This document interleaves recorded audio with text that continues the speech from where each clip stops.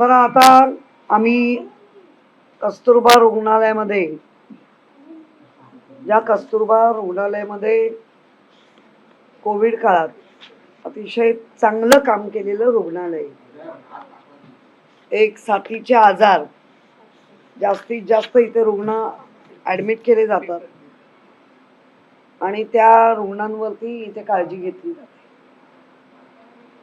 पण तो काही महिन्यामध्ये खूप तक्रारी वाढल्या. का वाढतायत ते आता मी येणाऱ्या डीएमसी आणि एएमसी ना विचारणार आणि मॅडमना विचारणार आहे. परंतु एक धक्कादायक बाब, सार्वजनिक आरोग्य व्यवस्थेवरतील विश्वास उडावा अशा घटना आता घडायला लागल्यात. मग प्रश्न पडतो, प्रशासनाचे सुरक्षा व्यवस्था, वैद्यकीय पर्यवेक्षण, मेडिको लीगल प्रक्रिया किंवा अधिकाऱ्यांच्या कर्तव्य पालनाबाबत अधिकारी गंभीर नाही असा प्रश्नचिन्ह निर्माण होतो. ज्या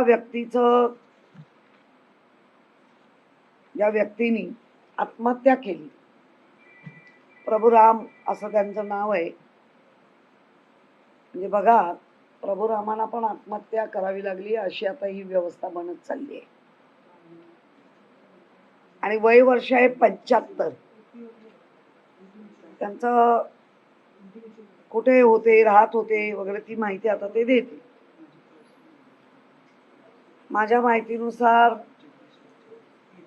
डॉक्टर अविनाश जाधव हे वरिष्ठ वैद्यकीय अधिकारी आहेत, म्हणजे ज्याला CMO म्हणतात, बरोबर ना मॅडम? सिनियर मेडिकल ऑफिसर ते कार्यरत होते. प्रश्न निर्माण असा होतो की आपल्याकडे स्टाफ अपुरा आहे का? जर वयोवृद्ध लोकांना आपण ऍडमिट करतोय आणि ते जर आत्महत्या करत असतील इथे येऊन, कस्तुरबा हॉस्पिटल नक्कीच आत्महत्या करण्यासाठी आहे असं होत नाही. परत सांगेन, कस्तुरबा हॉस्पिटल अतिशय चांगलं कोविड काळात काम केलेलं हॉस्पिटल आहे. त्यामुळे या मधल्या पिरियडमध्ये, या वर्षभरात तक्रारी वाढतायत वारंवार. म्हणजे मला असा प्रश्न पडलाय, मी आता बेडे मॅडमशी बोलली आणि मी आता उद्या हे करेनच. याच्यानंतर ज्या वेळेला ही आत्महत्या झाल्यानंतर जी माहिती उपलब्ध झाली आहे, ज्यांची ड्युटी होती त्यांनी ड्युटी पूर्ण होण्यापूर्वीच रुग्णालय सोडलं. आणि मग असा प्रश्न पडतो की मग ही पूर्ण जबाबदारी कनिष्ठ वैद्यकीय अधिकाऱ्यावर पडली.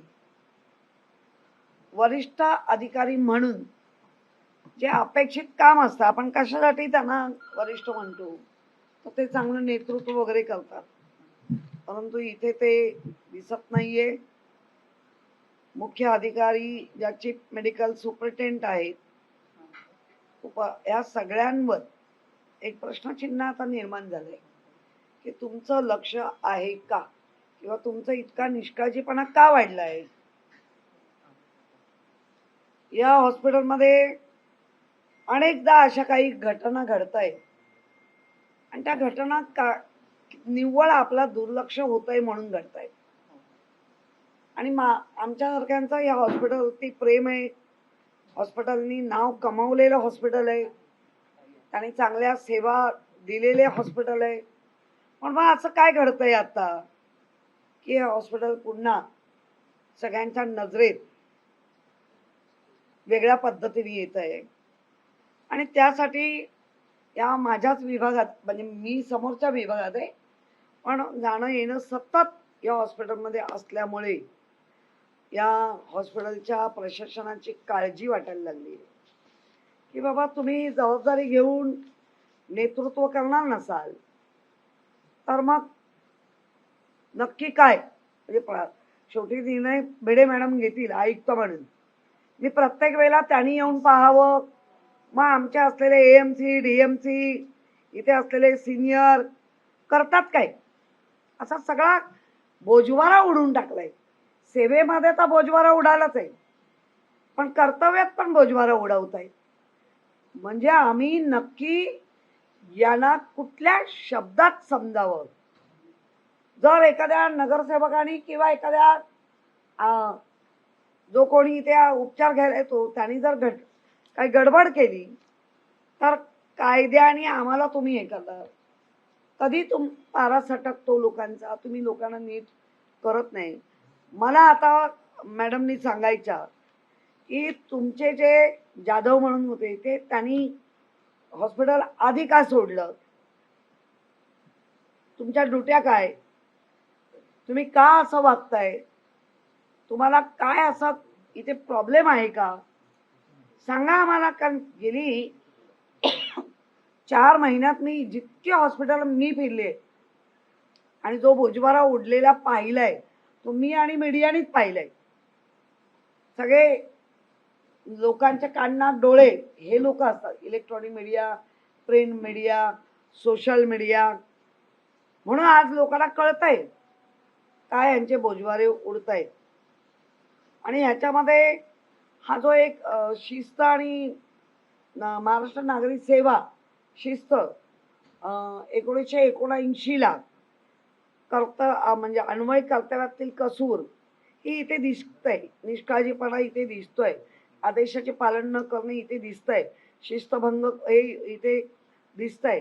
आणि मी तुमच्या माध्यमातून सांगेन एएमसी किंवा एमसी ना की याची कठोर चौकशी झाली पाहिजे. जो जीवानीशी गेलाय त्या व्यक्तीचे प्रॉब्लेम असतीलही, पण मग ते समजून घेतले का? जेव्हा पेशंट ऍडमिट करतो तेव्हा ते आपण समजून घेतले पाहिजे. खूप त्या टेन्शनमध्ये पेशंट ऍडमिट झाला होता का?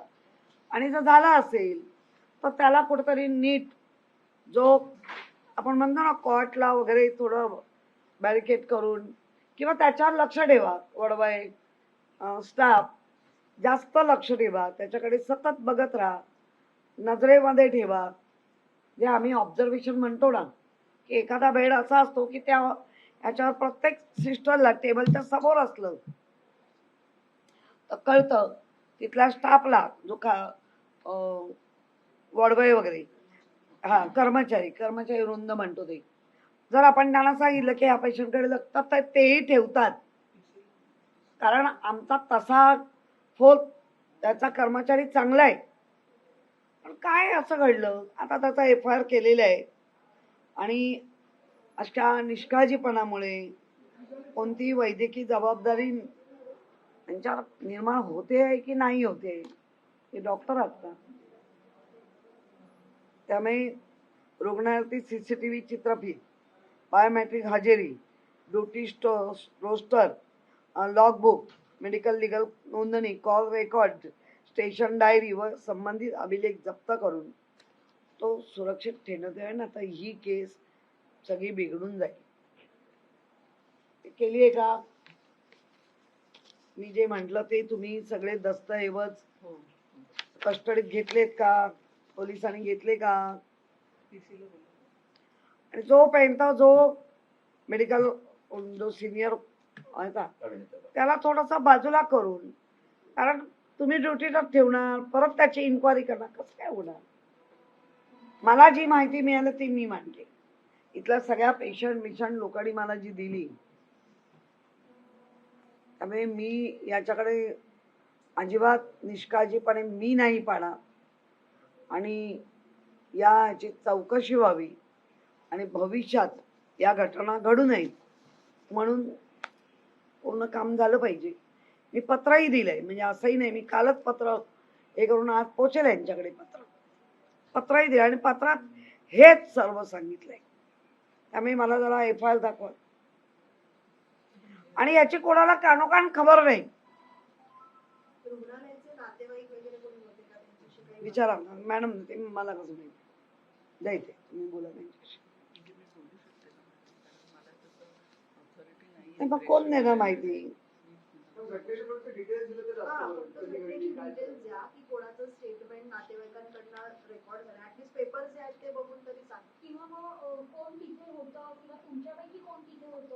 जे कनिष्ठ अधिकारी आहेत असं म्हणतायत मॅडम. ते नाईट करून गेले होते सकाळी जे होते ना ते नाईट. तुम्हाला कळवलेलं, जरा थांबवायचं होतं ना त्यांना, माहिती त्यांनी दिली असती नक्की काय झालं. तुम्ही नाहीच दिली पाहिजे मी मानते, तुम्ही नाहीच दिली पाहिजे हे मी मानते, पण ज्या ड्युटीवर होता त्यांनी दिली पाहिजे. मग थांबवलं का नाही? हाच निष्काळजीपणा आहे. बोलवणार कशा? कल्याण नोमिनी कुठे राहत असतील तर बोलवणार कसं? हाच निष्काळजीपणा. का त्यांना पाठवलं? तुम्हाला कालच कळवलं, म्हणजे अचानक तर नाही आलो, काल कळवलेलं की आम्ही येतोय. तुमच्या DMC ला कळवलेलं की कस्तुरबा रुग्णालयात, हे माझा फोन आण, कस्तुरबा रुग्णालयात मी जाणार आहे सकाळी, आणि ते पण एका रुग्णानी जीव दिलाय, आत्महत्या केली आहे, हे मी कळवलेलं.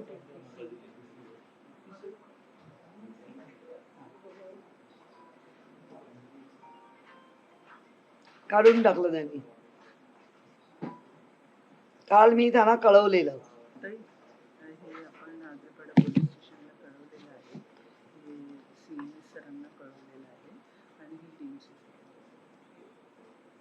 आगरपाड्याला आपण ते दिलं होतं ना ते पेपर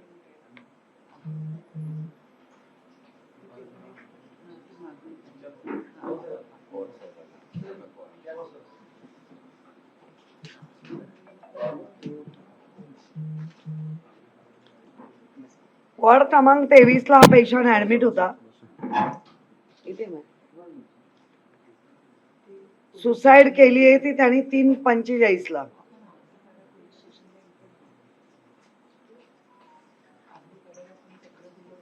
त्याच्यानंतर असं इथे म्हणताय डायरेक्ट त्याला ICU मध्ये इमिजिएटली घेऊन गेले, तिथे त्याला CPR दिला.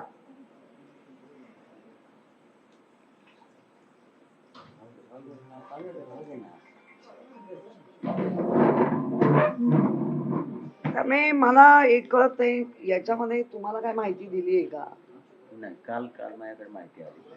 आता ही तारीख बघा 26 ला झाली आहे, बरोबर? हो.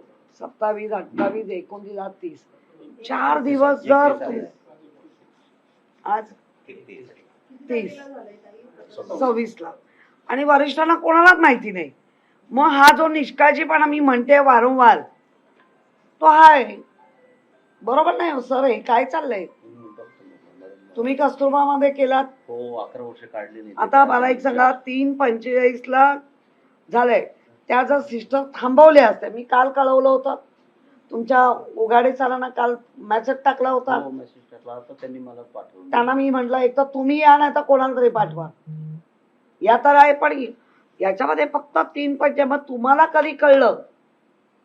बाथरूम मध्ये जाऊन केलंय त्यांनी, वॉशरूम काय केलं म्हणजे नेमकं तुम्हाला कोणाला माहिती आहे का? काय, कसा जीव कसा दिला? बाथरूमच्या कडीला पंचा होता, तो अडकून वरच्या कडीला मधल्या कडीला एजेड होता तो, आणि त्याला ऍडमिट झोमॅटो. मग कळलं कधी आपल्याला? ते पेशंट आतमध्ये गेले नाही, सांगितलं सिस्टर होत्या ना, सिस्टर आणि सर्वंट गेले, आणि त्यांनी त्याला लगेच म्हणजे 10-15, कसं आहे, बाथरूम मध्ये कडी लावून त्यांनी आत्महत्या केली. ती 10-12 मिनिटानंतर जेव्हा कोण गेला, आणि रात्री 3:45 म्हणजे 3:45. तिथे असलेल्या सिस्टर्स, वॉर्ड बाय कोण होते, सगळे वॉर्ड मध्येच असतील ना, अपेक्षित असतं ना सर. उत्पात्वाचा माणूस आहे म्हणून त्याच्या जीवाची काही किंमत नाही का?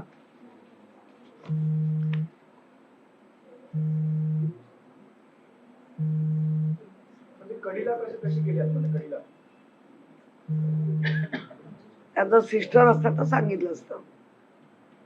किती निष्काळजीपणा आहे. काल कळवून आज होत नाही. मला वाटतं मी सोमवारी मॅडमकडे हे करणार, एमसी कडे, जे होईल ते होईल. सत्ताधारी तर लक्ष देतच नाहीये. त्यांच्या कानापर्यंत, इथे त्यांचाच नगरसेवक आहे, त्यांच्या कानापर्यंत गोष्टी वाटतं गेल्या तरी दुर्लक्ष करतायत. का आता फुटपाथवरचा होता ना, काय जगण्याचा त्याला अधिकार आहे? फुटपाथवरच्या माणसाला फक्त मतदानाचा अधिकार आहे, ते पैसे देऊन मतदान मिळवायचा अधिकार आहे. पण तो जर डेथ झाला किंवा काय झालं तर त्याच्यासाठी आवाज उठवायला कोण नाही.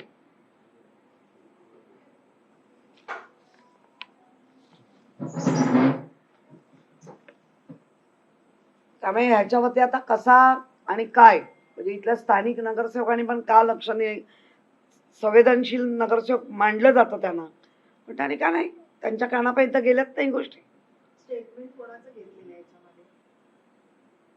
तुम्ही पोलिसात नाही, सगळं आपल्या स्टेटमेंट इथे घेतलंय Kasturba medical superintendent, Kasturba hospital.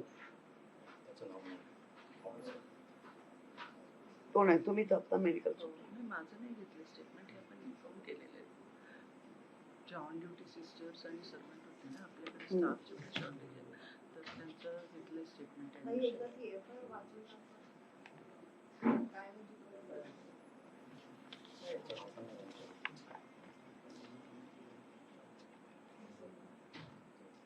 Prabhuram म्हणून त्यांचं आहे, Dadar food market, Dadar waste.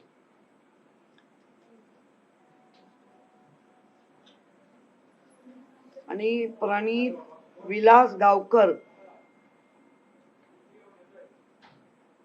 पोलिसांच्या ह्याला ताब्यात दिलंय. त्याचं कॉज ऑफ हे नाही दिलंय, पोस्टमॉर्टमला पाठवलं ते. झालं असेल ना.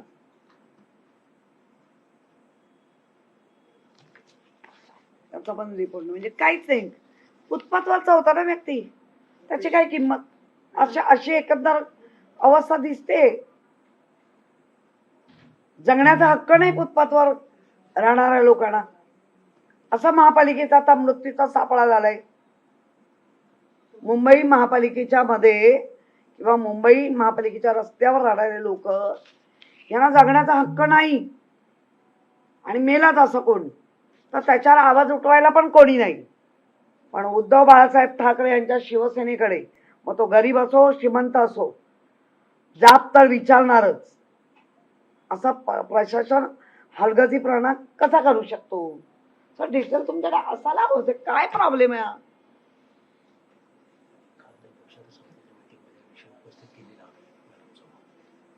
त्याच्यावर काय दिलं? काही नाही दिलं, आम्ही डिटेल देतो सर. कालच विषय उपस्थित केलेला आम्ही लक्षात.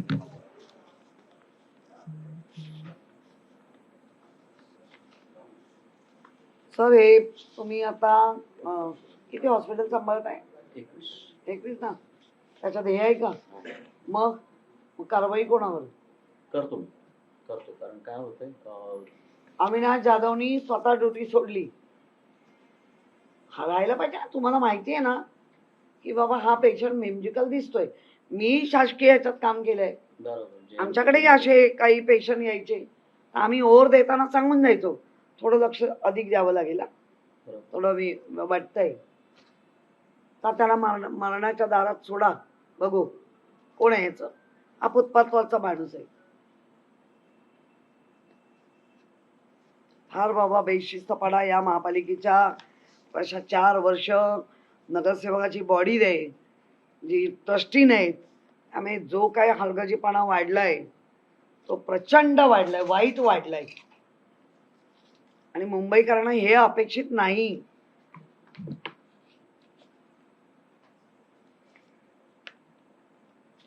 आमचं लक्ष कुठे? आम्हाला काय पाहिजे? आम्ही मुंबईसाठी काय केलं पाहिजे? नुसतं म्हणून नाही चालत. गाडी पाहिजे, बंगले पाहिजे, हे पाहिजे, ताव पाहिजे. 2 करोड बंगल्यावर खर्च होऊन परत 4 करोड बंगल्यावर करणार. त्याच्यात ते काही लाख पेशंटवर केले असते, असं हे चालणार नाही. बोला आता. पेशंटला ऍडमिट कशासाठी केलं होतं? काय कोणी आणलं होतं? एकटा आला होता? काय डिटेल्स? हा म्हणजे मला तर आता ज्या माहिती मिळते याच्यावर मला वाटतं एक तर पवार साहेबांनी सांगावं. मॅडम सांगतील. मग सांगा मॅडम सांगा. कशाला ऍडमिट केलं, त्याचा डॉक्टर तरी ठेवायचे होते. सिस्टर गेल्या, डॉक्टर काय चाललंय मॅडम? ड्युटी अहो ड्युटी काय इथे मग माझी काही ड्युटी आहे काही? नाही, त्यांचे शिफ्ट ड्युटीज असतात ना, तरी त्या- असू दे ना, थोडा वेळ थांबवलं सर, आपल्याकडे असं नाही होत का? नाही, थांबवतो ना. का नाही मग थांबवलं? उत्तर कोण देणार, कधी ऍडमिट केलं ते ह्याच्यावर दिसतंय. मुळात हा रुग्ण काय उपचार घेण्यासाठी काही दाखल झालेला होता याची ते तरी तुम्हाला माहितीये का? नाही, तापासाठी झालं. डॉक्टर पेपर घ्या आणि बघून सांगा. सांगू शकतो मी. हा सांगा सांगा.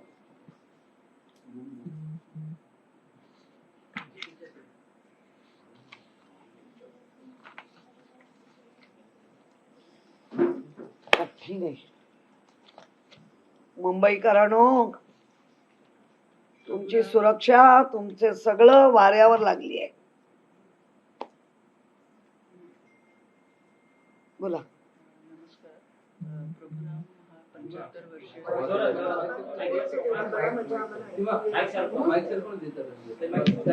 सगळं माहिती आहे, सगळी माहिती आहे सर.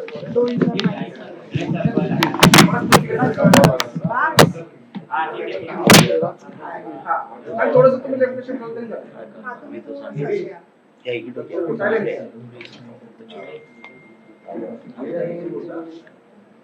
प्रभुराम हा 75 वर्षीय हिंदू रुग्ण. प्रभुराम हा पेशंट 75 वर्षीय रुग्ण दिनांक 24/7/2000. थोडं मोठं बोला मॅडम. मला ऐकूच येत नाहीये. प्रभुराम हा रुग्ण 75 वर्षीय हिंदू रुग्ण दिनांक 24/7/2026 रोजी 5:10 सकाळी ॲडमिट झाला होता. तो दादर फुल मार्केटच्या इथे रस्त्यावर होता. झोमॅटो स्विगी म्हणून आहे, त्यांनी त्याला आपल्याकडे ॲडमिट केलं होतं तापासाठी. आणि दिनांक त्याचा आपण नातेवाईक नसल्यामुळे पोलीस स्टेशनला आपण इन्फॉर्म केलं होतं, EPR केला होता सेम डेला. आणि दिनांक 26/7 रोजी त्याने वॉर्डमध्ये गळ्याला फाशी बांधून आत्महत्या केली, बाथरूमच्या दाराच्या कडेला लावून. आणि वॉर्डमध्ये हजर असलेल्या सिस्टर्स, डॉक्टर्स आणि सर्वांनी त्याला ताबडतोब ICUमध्ये शिफ्ट केलं, कारण त्याची पल्स थोडी फिबल होती. आणि त्याला कार्डिओपर्मनरी रिससिटेशन द्यायचा 3 तास आपण प्रयत्न केला. आणि त्याच्यानंतर तो परत रिवाईव्ह बॅक होऊ शकला नाही. आणि त्यामुळे त्याला मृत्यू घोषित केला. आणि पोलीस स्टेशनला आपण इन्फॉर्म केलं, आग्रीपाडा पोलीस स्टेशनला. तर त्यांनी येऊन सगळा पंचनामा वगैरे केला आणि बॉडी पोस्टमॉर्टमसाठी नेण्यात आली. पोस्टमॉर्टमचा रिपोर्ट हा आपल्याकडे येत नाही, हा त्या रुग्णालयामध्ये जमा होतो. आणि police station, concern police station तो रिपोर्ट घेतो. पोस्टमॉर्टमसाठी कुठे पाठवण्यात आले? नायर हॉस्पिटल. त्याची कॉपी पण नाही पण घेतली. काय म्हणावं की बाजूच्या कडीला- हो, ते पोलीस आग्रीपाडा पोलीस स्टेशनवाले आले होते. तर त्या दिवशी ज्या सिस्टर्स आणि सर्वंट्स होते, डॉक्टर्स होते, त्यांना आपण थांबवलं होतं. रात्री ते इव्हनिंग ड्युटीला होते, तर त्यांना आपण थांबवलं. आणि थांबवून सगळं आपण त्यांना, पोलीस आले होते, त्यांचं सगळं स्टेटमेंट वगैरे घेऊन गेलेले आहे. आग्रीपाडा पोलीस स्टेशनला आपण बोलवलं आहे त्यांच्या PC ला, कन्सर्न PC. ते अजून आलेले नाही आहेत. त्यांच्याकडे सगळे पण डिटेल ज्यावेळी त्याने आत्महत्या केली, जेव्हा त्याला पहिलं कोणी पाहिलं होतं त्याचं स्टेटमेंट रेकॉर्ड केलंय का की गळफास लावून आत्महत्या केली, कशी नेमकी? कारण बाथरूमच्या कडीला हो, त्यांचे स्टेटमेंट रेकॉर्ड केलेले आहे. आपल्या जे पोलीस होते त्यांच्याकडे सगळे स्टेटमेंट्स आहेत. हो, पण त्यांनी त्याच्यात काय म्हटलंय, नेमकं आत्महत्या कशी नाही, झाली? इथे Cause of याच्या- death कसं कळलं? कॉज ऑफ डेथसाठी आपण बॉडी पोस्टमॉर्टमला पाठवली आहे ना, तर ते अजून आपल्याकडे आलेले नाही आहेत किती डिटेल. दिवसात काही होणार आहे आपल्याला असं काही? नाही, आपल्याकडे येत नाही तो अहवाल, तो डायरेक्ट पोलीस स्टेशनला जमा होतो. किती दिवसात वगैरे असं काय माहिती? पण तुमच्या इथून काही ह्याचा पाठपुरावा मॅडम केला किशोरी जातो? पेडणेकर बोलतो. हो, करतो ना आपण. मॅडम बाजूच्या कडीला एवढा मॅडम कस्तुरबामध्ये 26 तारखेला रात्री 3:45 एका पेशंटनी हो, आत्महत्या आम्हाला केली. इथे आश्चर्य वाटलं, पण त्याने तो आत्महत्या पंचा आहे ना केली. एकदम हा, पातळ होता. फुटपाथवरचा माणूस आणि आहे, अशी डबल व्यक्ती गाठ आहे. मारली होती. मग म्हणजे त्याला कसं सोडून important पल्स नाही बघून का? त्यांनी म्हणजे ICU मध्ये त्या शिफ्ट केलं. माणसाला हे नको का? त्याच्याकडे काय, त्याचा पंचा होता. सोडून जातात. पंचा त्यांच्या असा पातळ. ते आहे, त्यांना काहीच माहिती नाही. आता मी जेव्हा मला एक 4 दिवसानंतर काल कळलं तुमच्या DMC ना मी कळवलं मी येते म्हणून. आता इथे पवार साहेब आले, मॅडम पण आले, पण पाहिजे तशी मिळत नाही. उत्तर तर मिळाली पाहिजे ना, केव्हा कितीला गेला, कसा गेला. नाही फुटपाथवरचा होता. अरे फुटपाथवरचा होता तर फुटपाथवरच्याला जगण्याचा हे नाहीये अधिकार.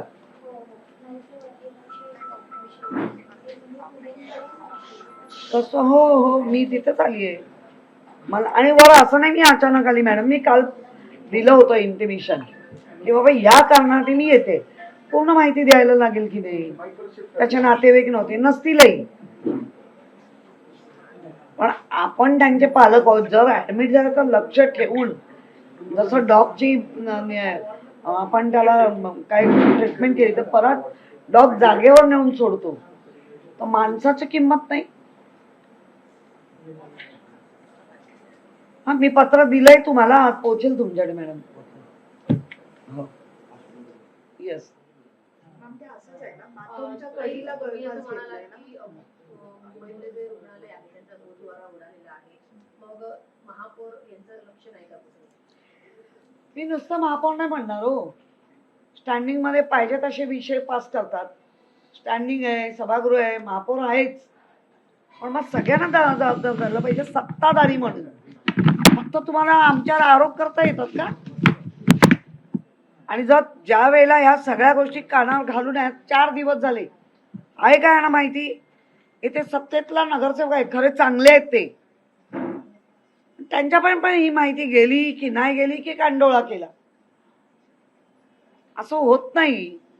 फुटपाथवरच्या लोकांना जर जगण्याचा अधिकार नाही तर फुटपाथवरच्या लोकांना बरे पैसे देऊन मतदान घेतात, त्यांची बरी नावं गुंतवली जातात, त्यांची बरं नावं नोंदवली जातात. तो अजेंडा तर ती जी पोलिंग यादी असते ती सगळ्या फुटपाथवरच्या लोकांची असते. मग तेव्हा पाहिजे. आणि जिवंत राहायचा त्यांना अधिकार नाही असेल, कदाचित त्यांची मानसिकता बिघडली पण असेल, माहिती नाही. आता त्या सिस्टरला थांबवलं नाही, सगळ्यांवर काढणार. मी पहिलं मॅडम ना, मी तुम्हाला काल कळवलं होतं, तुमच्या DMC ना कळवलं होतं, आम्ही येतोय, माहिती द्या. एखाद्या गरीब माणसाचा मृत्यू झाला म्हणजे काय इम्पॉर्टंट नाही, मग कोण इम्पॉर्टंट आहे की नाही? फुटपाथवरचा असेलही तोच दिसतोय, पण मग आपली जिम्मेदारी नाही. फुटपाथवर राहणाऱ्यांनी मरा असेच, तुमची सुरक्षा वाऱ्यावर,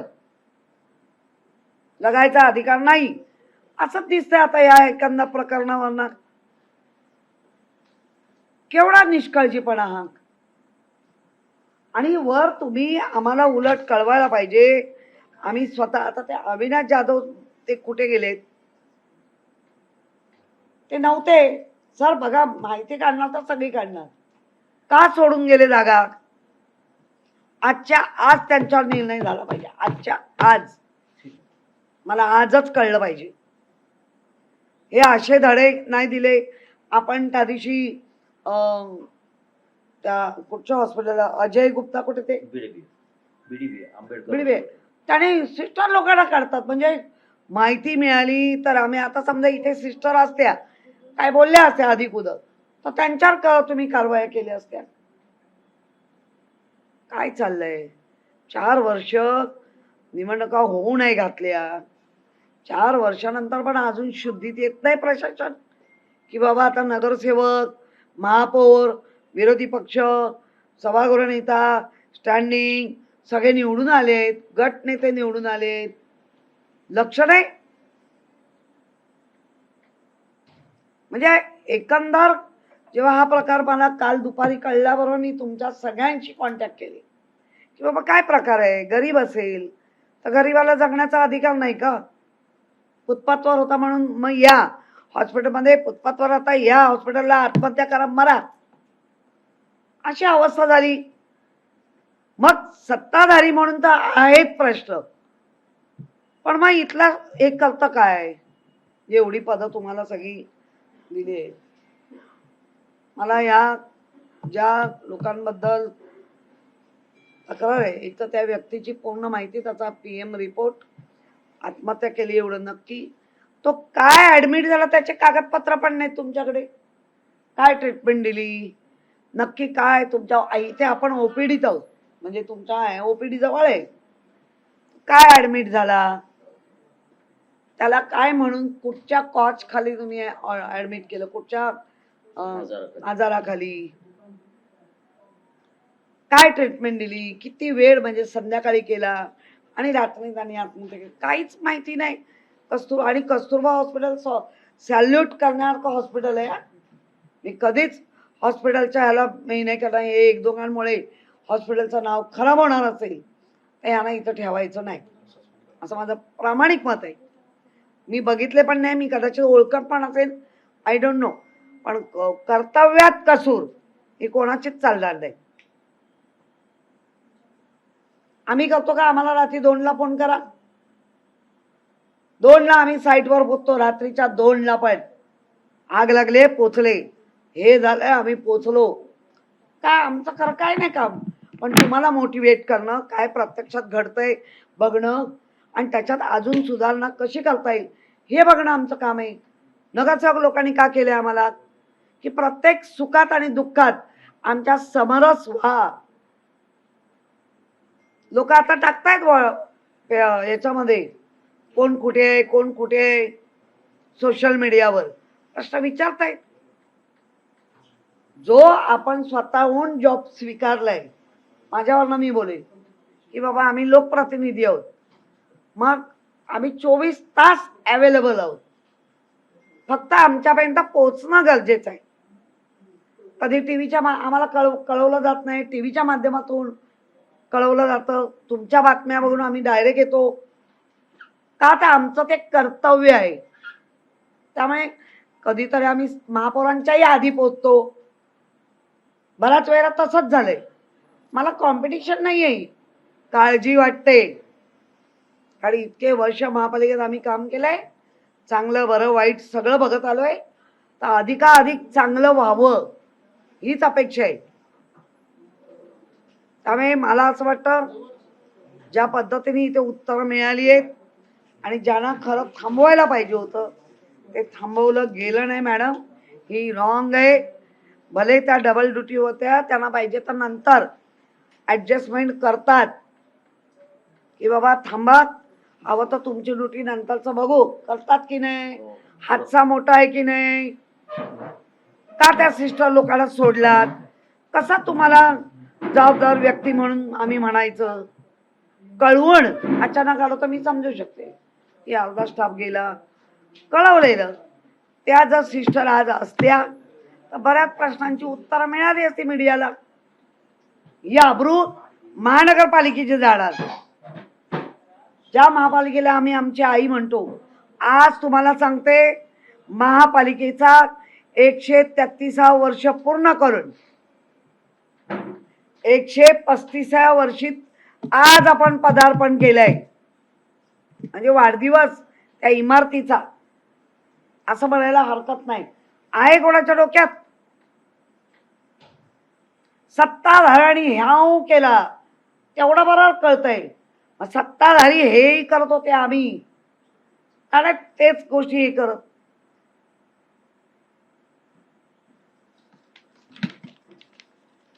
मला तुमच्याकडनं आता मीडियाला सांगा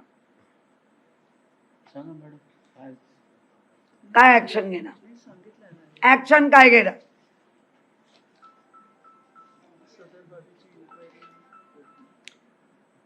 काय सापेक्ष ठेवून इन्क्वायरी करणार, कोणाची इन्क्वायरी करणार, वडबाईची का नर्सची, त्यांचा काय दोष.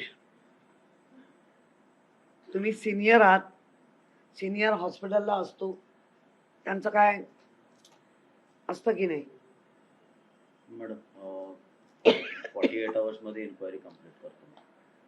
ठीक आहे, 48 म्हणजे आज उद्या परवा रविवार आहे, मंडेला रिपोर्ट घ्यायला आपण इथे हजर होऊया. मला त्या व्यक्तीबद्दल का कणव वाटली, गरीब आहे म्हणून इतकं दुर्लक्ष महापालिका करत असेल तर महापालिकेचं प्रशासन सत्ताधारी गरिबांनी मराच हा दिसतोय.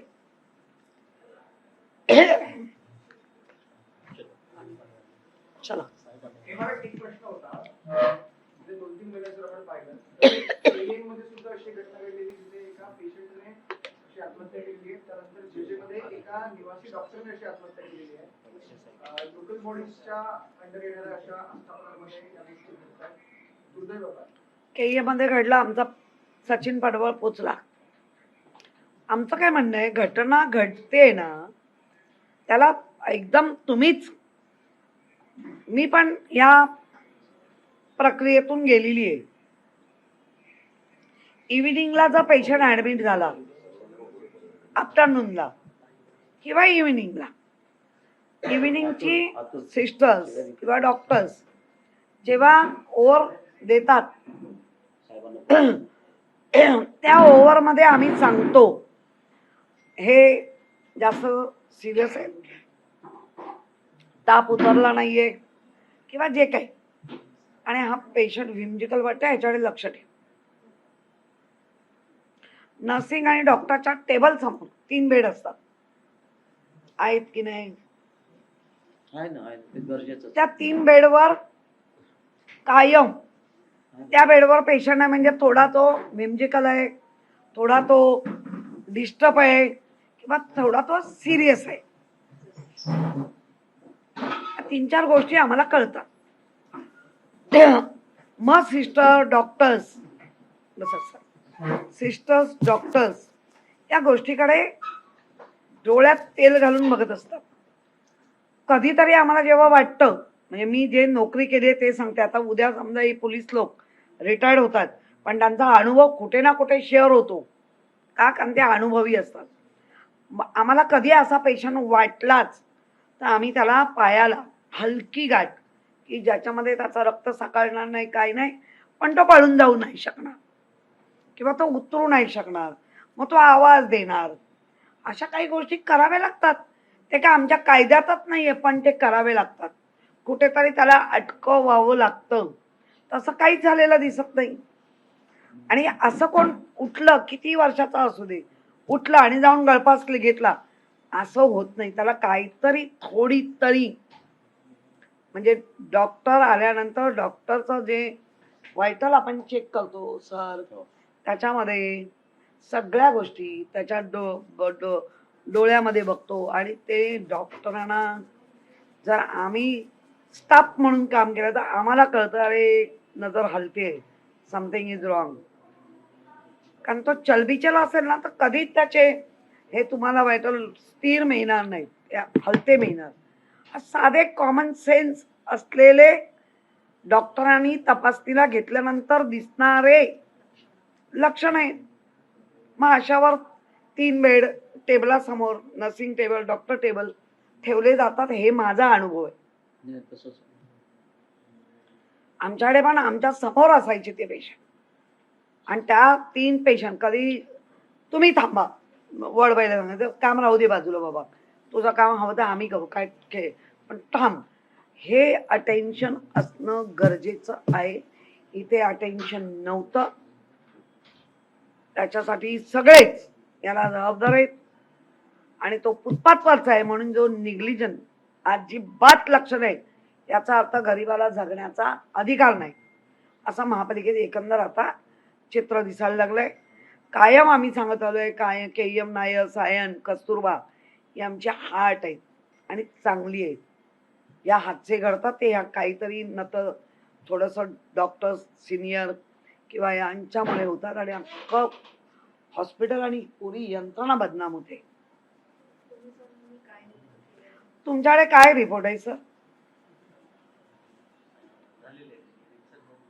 ते आपल्याला रिपोर्ट पाठवतात. आता तुम्ही पोस्टमार्टम आणि सोमवारी मला हे सगळं द्या. मी का पोलिसांना प्रश्न करू? माझं कामच नाही.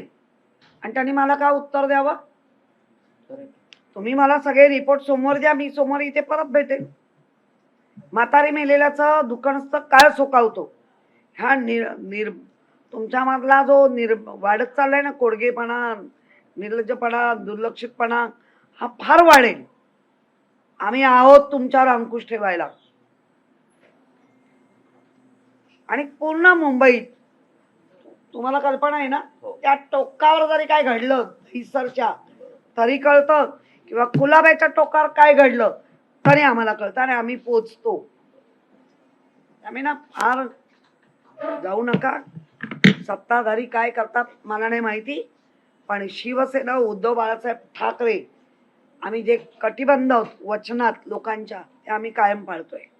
इथे कुठलंही राजकारण नाही, पण गरिबाच्या गेलेल्या जीवाला त्याची काही पर्वाच नसेल तर ती पर्वा करायला आम्ही बसलोय. त्याच्या नातेवाईक नव्हते. त्या दिवशी नायरमध्ये एक होती ना, आमच्या नारमी गल्लीमध्ये राहते. मी माझ्या मुलांना सांगितलं, नातेवाईक नाही ना, डॉक्टर ओरडत होते. मी आमची पोरं पाठवलं, आम्ही बाया ठेवल्या 2. अरे तिचं कोण नाही, आम्ही आहोत ना. फक्त कळलं पाहिजे आम्हाला आमच्या ह्याच्यातलं. आणि त्या हॉस्पिटलचे आता तुम्ही कसं असे एक नातेवाईक ठेवायचा, असे मृत्युमुखी पाडायचे. नवीन नियम काढलेले आहेत. कसले नियम हो, प्रॅक्टिकली काय बघायचंच नाही.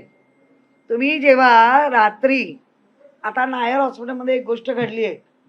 माझ्या एका चांगल्या पदाधिकाऱ्याचा रात्री 2 वाजता तिला चिठ्ठी लिहून दिली, हिचा एक्सरे काय काय काय काढायचं म्हणून. ती बिचारी धावत धावत खाली आली, तिच्या खिशातला आणि तिकडचा नेमके 2 कॅमेरे बंद आहेत त्या नायरचे.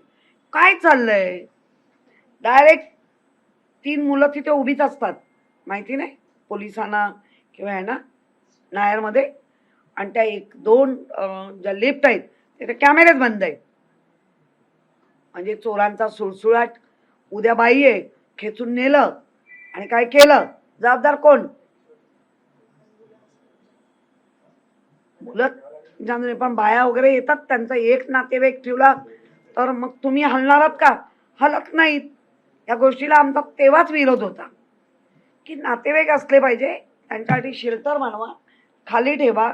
जसं काही प्रायव्हेट हॉस्पिटलमध्ये स्पीकर ठेवतात आणि त्या पेशंटचं नाव घेतात, स्पीकरवर तो पेशंटचा नातेवाईक वर येतो. ह्या सिस्टम करायच्या ऐवजी नातेवाईकच नको. एक पेशंट एक नातेवाईक काय हा? अहो प्रायव्हेटमध्ये जा तुम्ही, कळला हिंदुजाला जा, तुमच्या जस्ट लोक वगैरे सगळं खाली पेशंटच्या नातेवाईकांना बसण्याची सोय आहे, पंखा आहे आणि माईक असतो, स्पीकर असतो वरून, वॉर्ड क्रमांक अमका अमका, या पेशंटचे कोण नातेवाईक आहेत त्यांनी वरती या. मग जातात, ट्रीटमेंट काय दिलेलं असतात घेऊन येतात. आपल्याकडे असं होणार आहे का? आणि उगाच नुसता हुलगेपणा, उतावळीपणा. ताई आणखी एक प्रश्न समोर आलेला आहे. पंतनगरमध्ये मिड डे मील जे मिळतं लहान मुलांना, त्याच्यामध्ये काचेचे तुकडे जे आहेत ते आढळून आलेले पाहायला मिळतात. एकंदरीत जर आपण बघतो तर रोज कुठे ना कुठे पालिकेचा जो आहे तो कोलॅप्स असलेला पाहायला मिळतो. महापालिकेचा पाय सत्ताधाऱ्यांच्या हातात घेऊन तो खोलात जातोय. का लक्ष नाही? का तुमचा दाब नाही? कशासाठी हे करता? कुठलेही ठराव एक मुखाणी मोठ्या ताकदीने फिरवणार. इथेच प्रशासनाने तुमचं पाणी जोखलंय. आम्ही जेव्हा सत्तेत होतो, आम्ही ऐकताना पण घेऊन आलोय कार्यालयात, सत्तेत असताना. ती जी पेस आहे ना विरोधी पक्षाची, ती आम्ही तेव्हाही भरून. तुम्ही काय करताय? आम्ही तुम्हाला सपोर्ट करायला तयार आहोत. मुंबईकरांच्या चांगल्या गोष्टीसाठी आमचा तुम्हाला सपोर्ट आहे. मी माझ्या पक्षप्रमुखांना न विचारता सांगते, कारण माझ्या पक्षप्रमुखांचं हेच म्हणणं आहे, भले विरोधात असू पण मुंबईकरांच्या हिताचं काम करा. मग ते सत्ताधाऱ्यांबरोबर असू दे नाही तर तुम्ही करा, आम्ही तयार आहोत. पण ताई आता मिड डे मील आपण बघितलं तर सगळ्या शाळांमध्ये ऑलमोस्ट दिलं जातं. कशा पद्धतीने यामध्ये सुधारणा? कारण एक कुठची शाळा आहे? पंतनगरची शाळा आहे. चला माझ्यावर आत्ता चला बघू आपण. आवाज तर उठवणारच, कारण मी बाळासाहेबांची सैनिक नुसता म्हणायला नाही. मी बाळासाहेबांची सैनिक म्हणायला नाही, मी जगते. मी बाळासाहेबांची शिवसैनिक म्हणून जगते. जिथे जिथे ह्या मुंबईत जिथे जिथे अन्यायकारक गोष्ट होईल तिथे तिथे उद्धव बाळासाहेब ठाकरे हे म्हणून आम्ही पोचणारच. आपण जाऊया पंतनगरला, तुम्ही चला, मी यायला तयार आहे. मला सोमवारी इथे रिपोर्ट पाहिजे. सोमवारी आपण इथे 10 वाजता भेटूया. ठीक आहे. काही नाही आयुक्तांकडे आपण आहे त्या विषयावर. मग 2 वाजता सभागृह नाही, 2 वाजता आयुक्तांकडे माझी मीटिंग आहे 2 वाजता. ओके, आता पंतनगर चला.